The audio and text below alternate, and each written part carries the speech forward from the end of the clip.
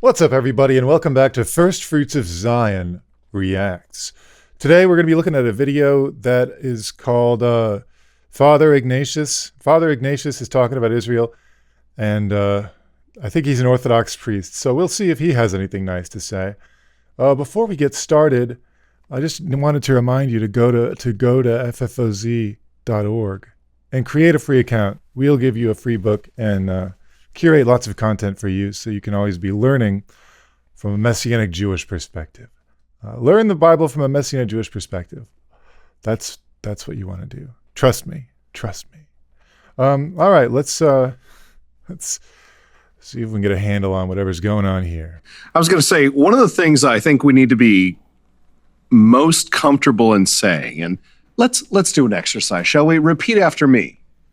The church is Israel. Don't repeat The that. church is Israel. Very good. Now, the challenge that we face as American Southern Orthodox Christians, all the rest of it, is saying that not only with confidence, but also with the ability to support it ontologically, epistemologically, and the rest of it by saying, look, this idea that you have got upheld as Israel, this very Jewish secular state, is not at all what we reflect in our hymnody, our psalmody, or any of those other things. That when we are talking about Israel several times in our divine liturgy, every single Sunday, You should try looking at the Psalms in the Bible.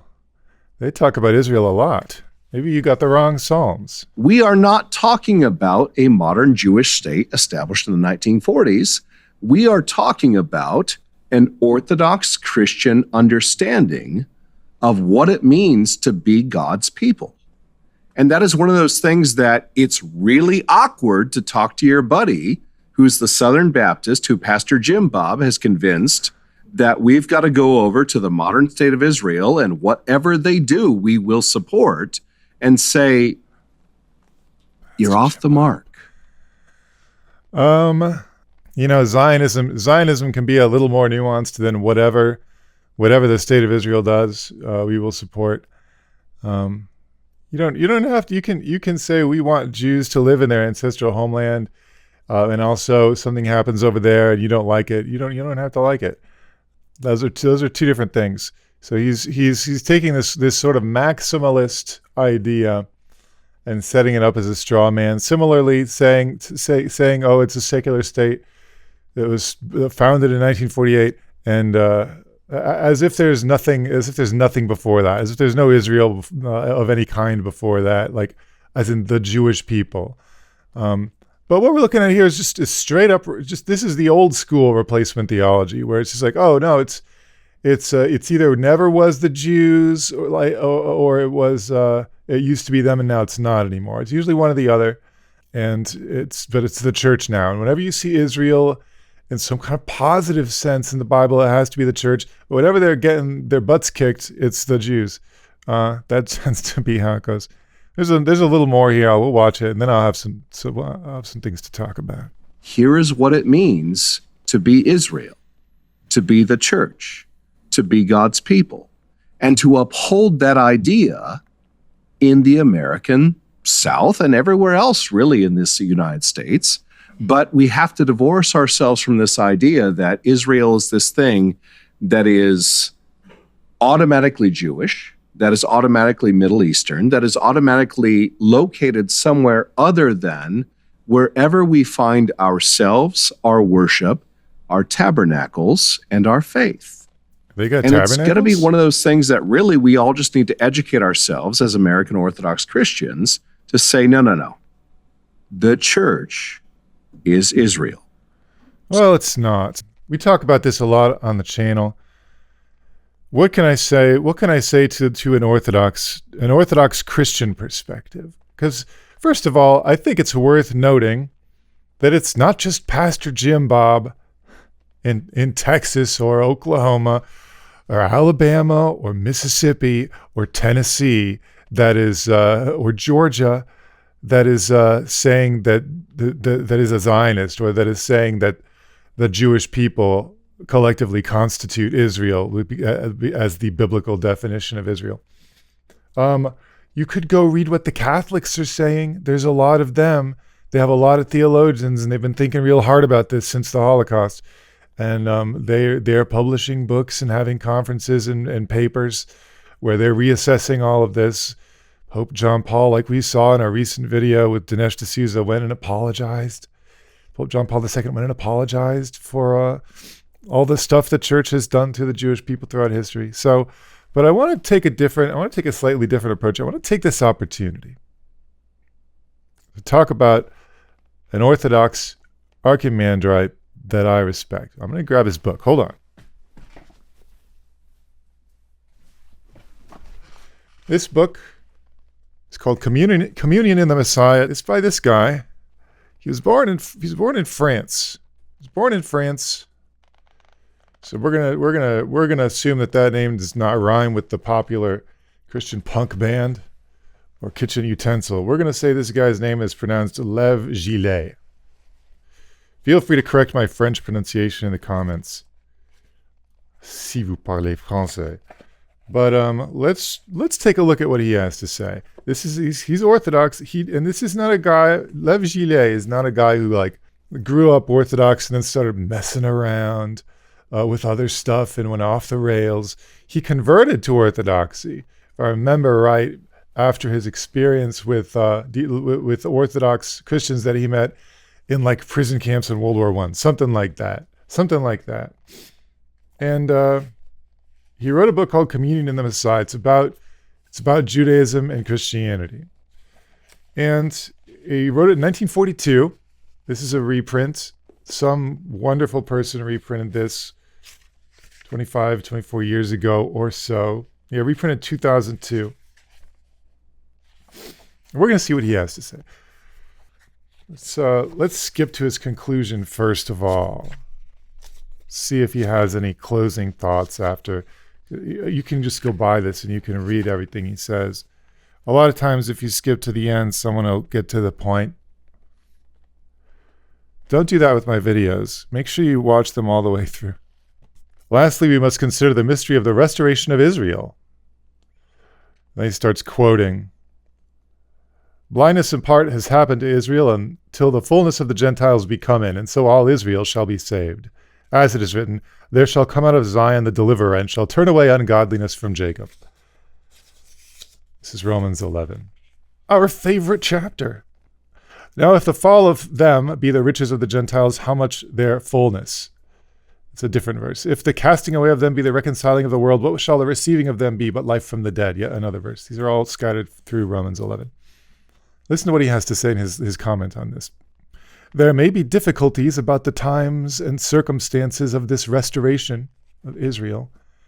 Some have speculated wildly upon it, but the general ideas are clear. Israel will be restored to the lost privileges of the ancient people of God. In Paul's words, Israel here cannot possibly mean the whole church. Jews and Gentiles considered as one, but the whole Jewish people. Okay, so this guy didn't have a problem being Orthodox and an Orthodox Christian and properly exegeting Romans 11. He understood reading that the Jewish people would be restored, that's what Paul was talking about, and that Israel does not mean the church.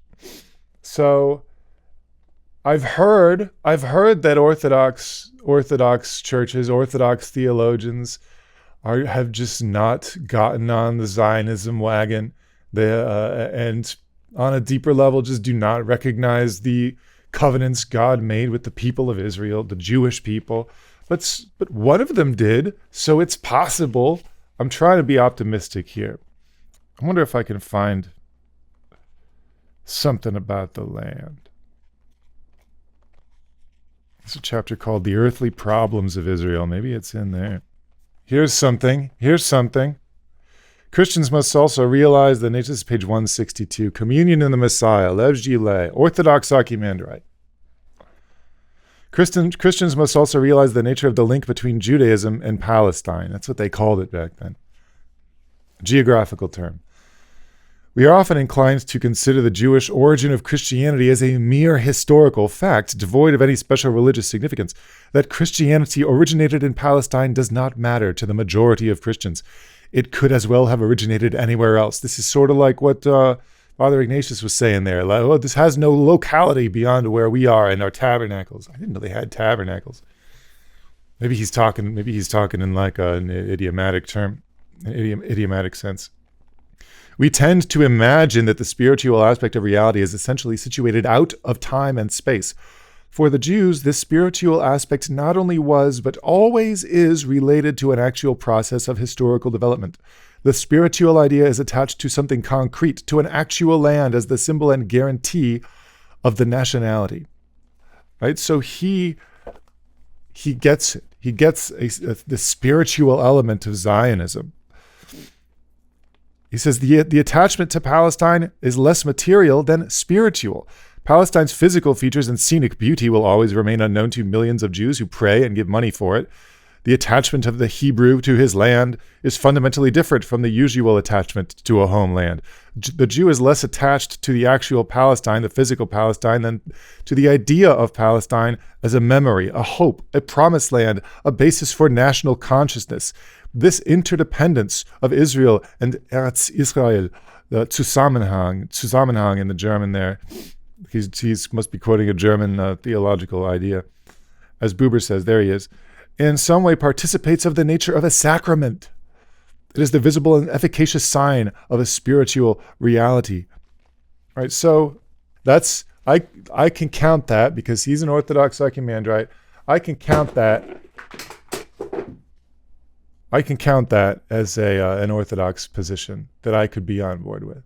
So, Father Ignatius, if you're watching, why don't you read Lev Gillet's book and know that there's an Orthodox Christian perspective that is different from the one that you are saying everyone has to have. Right? There's an alternative. There's an alternative that's more biblical. It's more biblical. It's like, this is 1942. This is before post-Shoah scholarship, right? So this guy already gets it. And I think that people should be aware of that. I think Orthodox Christians should be aware of that there's an alternative view. And the church is not Israel. The identity of the Jewish people as Israel and as the people of God is not erased in the New Testament. It was not erased by Jesus. And it persists to this day, and all Israel will be saved and restored back to their land, because that's what God said he would definitely do. And if he doesn't do it, then that's really bad for us, because if he can break his promises to Israel, to the Jewish people, he can break the promises he made to all the followers of Jesus. So, well, that's about all I have to say. It was a short video, but that's okay. You probably have better things to do. Get off of YouTube and read a book. Read that book. Lev Gillet. All right. Well, go to FFOZ.org and sign up for a free account. Get a free book. Learn the Bible from a Messianic Jewish perspective. And with all of that said, good day to you. Thanks for watching.